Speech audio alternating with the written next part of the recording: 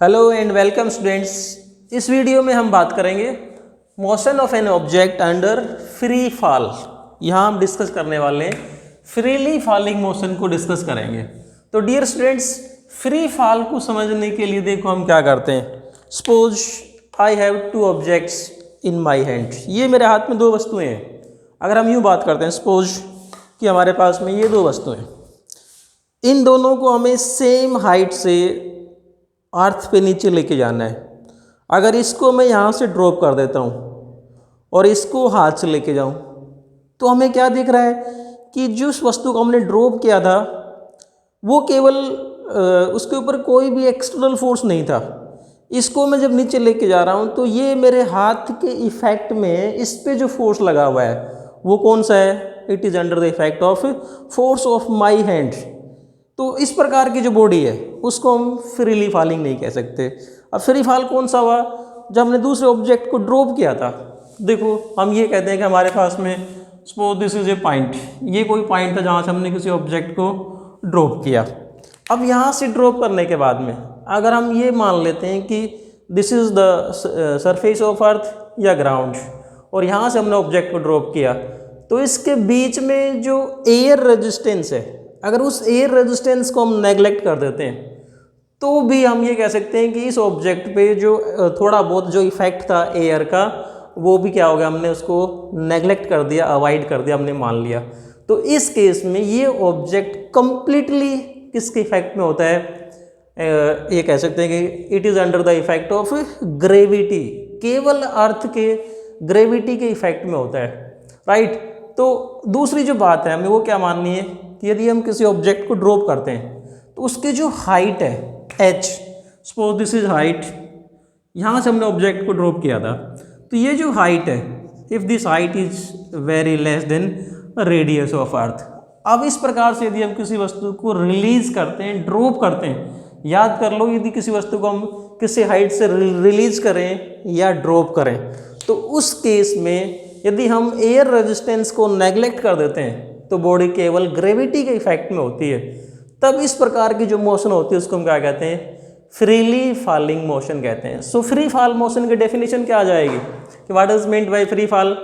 If an object is released from some height near the surface of earth such that h is less than r, ये मैं आपको बता चुका हूँ, and air resistance is neglected, then its motion is said to be free fall. इस प्रकार के motion को हम क्या कहते हैं? फ्री फॉल कहते हैं। तो डियर स्टूडेंट्स, फ्री फॉल का मतलब भी क्या है? Free from any type of external forces. केवल कौन सा फोर्स लगेगा? Force of gravity. अब देखो हम बात करते हैं कि जब किसी बॉडी पे ग्रेविटेशनल फोर्स लगता है तब उसके अंदर एक्सेलरेशन क्या आएगा? वी नो दैट वेट, याद करो हमने 9th-10th में पढ़ा हुआ, व्हाट इज वेट। वेट क्या होता है? एक प्रकार का फोर्स होता है जिससे अर्थ किसी बॉडी को अपने सेंटर की तरफ अट्रैक्ट करती है, और वेट के लिए एक्सप्रेशन क्या होती है? mg। तो वेट क्या है? फोर्स। जब हमने किसी बॉडी को ड्रॉप किया तो उस बॉडी पे जो फोर्स लगा हुआ है वो उसके वेट के बराबर फोर्स लगेगा। और ये जो जरूरी नहीं है कि हम बॉडी को ड्रॉप करेंगे तो ही वेट के बराबर फोर्स लगेगा। Force of gravity on the surface of अर्थ, कोई बॉडी जो अर्थ के सरफेस के ऊपर रखी हुई है उसके ऊपर जो ग्रेविटी के कारण से जो फोर्स लगता है वो कितना होता है? उस बॉडी के वेट के बराबर होता है। जब यहाँ से हमने बॉडी को फ्रीली फॉल किया है तो इसके ऊपर जो फोर्स होगा ना वो कितना होगा? इसके वेट के बराबर, mg के बराबर। Also then we can say that F is equal to mg, और mg किसके बराबर होता है? ma के बराबर। सो यहाँ से हम ये कह सकते हैं कि mg is equal to ma, so a is equal to g। It means जब हम किसी बॉडी को फ्रीली फॉल करते हैं तो उसके अंदर जो एक्सेलरेशन आएगा किसके बराबर होगा? Acceleration in free fall. किसी भी बॉडी को हम जब फ्रीली फॉल करवाते हैं तो एक्सेलरेशन किसके बराबर होता है? Acceleration due to gravity. When a body is dropped freely then the acceleration produced is acceleration due to gravity, और इसको हम रिप्रेजेंट किससे करते हैं? g के द्वारा। और इस g की जो वैल्यू होती है, value of g is 9.8 metre per second square near the surface of earth. Earth के सरफेस के लिए हम जी की वैल्यू कितनी मानते हैं, 9.8 metre per second square. Next unit में हम इसकी वैल्यू को ड्राइव करेंगे, थर्ड यूनिट में। यहाँ पर जो हमारे पास में हम सिर्फ ये बात करेंगे कि what is acceleration due to gravity. तो एक्सेलरेशन ड्यू टू ग्रेविटी क्या हुआ, जब हम किसी बॉडी को फ्रीली फॉल करते हैं तब उसके अंदर जो एक्सेलरेशन आया ना, उसका नाम क्या है, एक्सेलरेशन ड्यू टू ग्रेविटी। और इस जी की वैल्यू क्या है, कांस्टेंट। इसका मतलब यदि हम डिफाइन करेंगे what is acceleration due to gravity, तो क्या डेफिनेशन आ जाएगी, the constant acceleration produced in a body when it falls freely. जब कोई बॉडी फ्रीली फॉल करती है तब उसके अंदर जो कांस्टेंट एक्सेलरेशन प्रोड्यूस हुआ है वो कौन सा है, एक्सेलरेशन ड्यू टू ग्रेविटी। इसका मतलब हम ये कह सकते हैं कि freely falling motion is an example of uniformly accelerated motion. देखो हमारे पास में यूनिफॉर्मली एक्सेलरेटेड मोशन का दी बेस्ट एग्जांपल आ गया। यूनिफॉर्मली एक्सेलरेटेड मोशन में क्या होता है, एक्सेलरेशन कांस्टेंट रहता है। जब किसी बॉडी को हम फ्री फॉल करवाते हैं तो उसके अंदर एक्सेलरेशन कांस्टेंट किसके बराबर आएगा, एक्सेलरेशन ड्यू टू ग्रेविटी के बराबर, राइट। ये हो गया हमारे पास में what is meant by free fall, ये तो इसकी डेफिनेशन होगी। अब हमने ये कह दिया कि ये जो केस है it is of uniformly accelerated motion.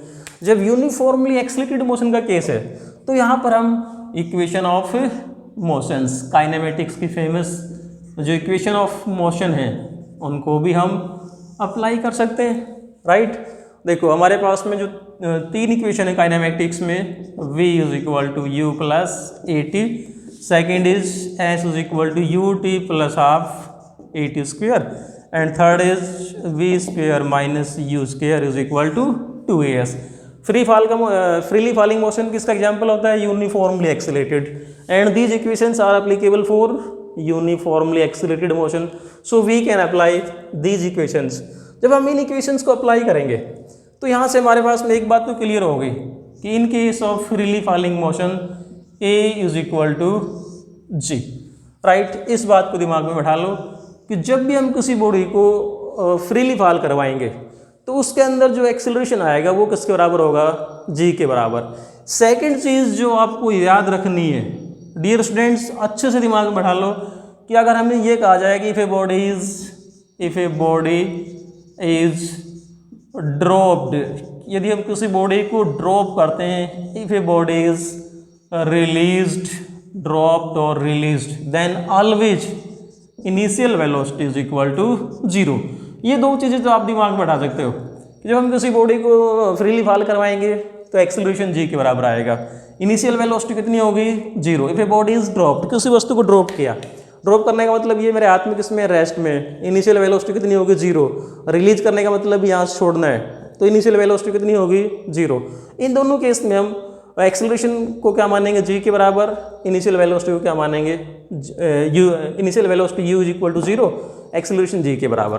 अब देखो हमारे पास में जब हम इस बॉडी को यहाँ से रिलीज करते हैं तो डियर स्टूडेंट्स अब हमारे पास में इसकी मोशन को कंसिडर करने के लिए हम दो बातें हमारे पास में कि डाउनवर्ड मोशन को हम पॉजिटिव माने या फिर नेगेटिव माने।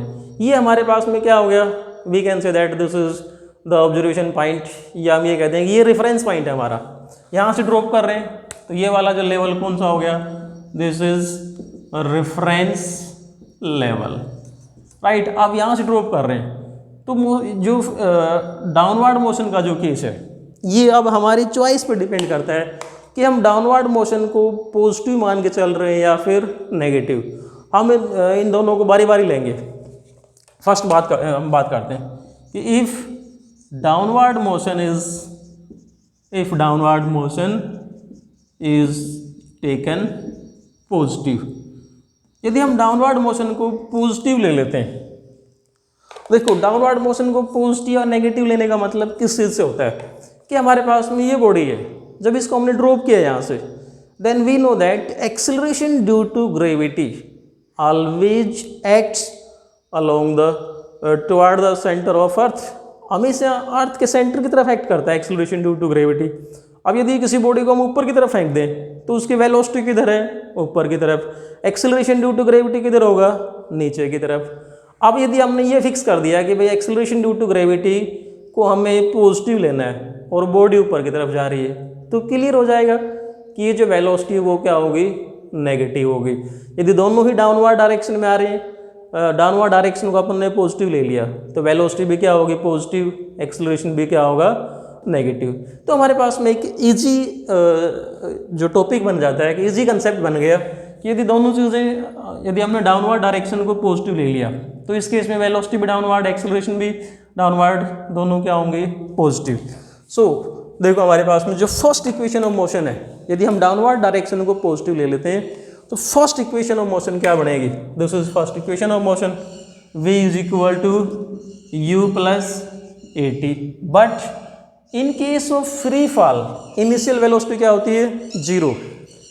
u को हम 0 पुट कर देंगे, then v is equal to, और a किसके बराबर आएगा, g के बराबर, then v is equal to gt, v equals to gt। अब इसका मतलब क्या है, v क्या है, फाइनल वेलोसिटी है। जब इस बॉडी को हमने,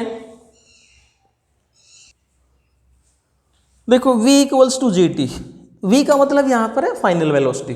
फाइनल वेलोसिटी हम कहाँ कंसिडर कर रहे हैं कि मान लो हमें यहाँ से ड्रॉप करने के बाद में इसकी वेलोसिटी यहाँ निकालनी है, तो यहाँ पर ये कितने टाइम में पहुँचेगा, टाइम की वैल्यू पुट कर दें, सिर्फ हमें टाइम पुट करना है, g की वैल्यू हमें पता है। इस पॉइंट पे वेलोसिटी निकाल सकते हैं, यहाँ वेलोसिटी निकाल सकते हैं, यहाँ वेलोसिटी निकालते हैं, और जहाँ पर आके अर्थ को ये स्ट्राइक करेगा यहाँ पर भी इसकी हम वेलोसिटी को निकाल सकते हैं। जैसे मान लो ये कहा जाए, suppose it an object is dropped from this point and it reaches to earth after 5 second, then what will be its velocity, g को केवल 5 से मल्टीप्लाई करना है, इतनी वेलोसिटी आ जाएगी इसकी, राइट। फर्स्ट इक्वेशन ये आ जाएगी हमारे पास में। इसी प्रकार से सेकंड इक्वेशन की बात करते हैं। सेकंड इक्वेशन क्या बन जाएगी, s is equal to u t plus half a t square, s is equal to u 0 into t plus half a is equal to किसके बराबर होगा, g के बराबर into t square. So we can say that ये term 0 हो गया, अपने आप 0 हो गई, क्या बनेगा, s is equal to half g t square. अब यहाँ से हम क्या क्या निकाल सकते हैं, यदि हमें ये पता करना हो कि if a body is dropped from some height and it reaches to earth after 5 seconds, then what is the height, कितनी हाइट से इसको ड्रॉप किया गया है, t की वैल्यू पुट कर देंगे, हाइट आ जाएगी हमारे पास में, इसको हमने कितनी हाइट से ड्रॉप किया गया है। या कोई भी सपोज कि 5 सेकंड बाद में ये कहाँ पहुँचेगी, यहाँ से हमने ड्रॉप किया और ये कहा जाएगा after 5 second, after 7 second, after any time. मान लो ये यहाँ से यहाँ तक 2 सेकंड के बाद में पता करना हो, सिंपली ये फार्मूला यूज कर लेंगे, t की वैल्यू 2 पुट कर देंगे, 2 सेकंड के बाद में यहाँ पहुँचेगी, 4 के बाद में यहाँ, 6 के बाद में, and so on we can find, right. Third जो इक्वेशन है, v square minus u square, v square minus u 0 है, is equal to 2gs, right. यहाँ से दोबारा से हम फाइनल वैल्यूज निकाल सकते हैं, v is equal to square root 2gs। यदि हमें डिस्टेंस दे रखा हो तो टाइम की जरूरत नहीं है, if this distance is given then what will be the final velocity, v is equal to square root 2gs। In this way we can apply equations of motion in free fall. Free fall के case में इन तीनों equations को हम इस प्रकार से apply कर सकते हैं। अब यदि हम ये बात करें कि डाउनवर्ड मोशन को हम क्या ले लेते हैं, if downward motion is taken negative, तो सेम कंडीशन रहेंगी, इनिशियल वेलोसिटी को क्या लेंगे, 0।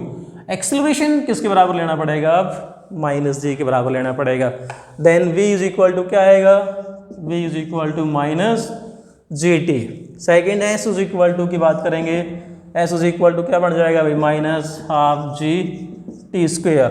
और थर्ड इक्वेशन में क्या आ जाएगा, v square is equal to minus 2gs। यदि suppose this s is equal to h, तो यहाँ पर हम s की जगह क्या पुट कर सकते हैं, h भी पुट कर सकते हैं, और एक इसमें आएगा माइनस में। In this way we can apply equations of motion in case of free fall. तो ये था हमारे पास में डियर स्टूडेंट्स फ्री फॉल का केस। Thanks and keep on watching.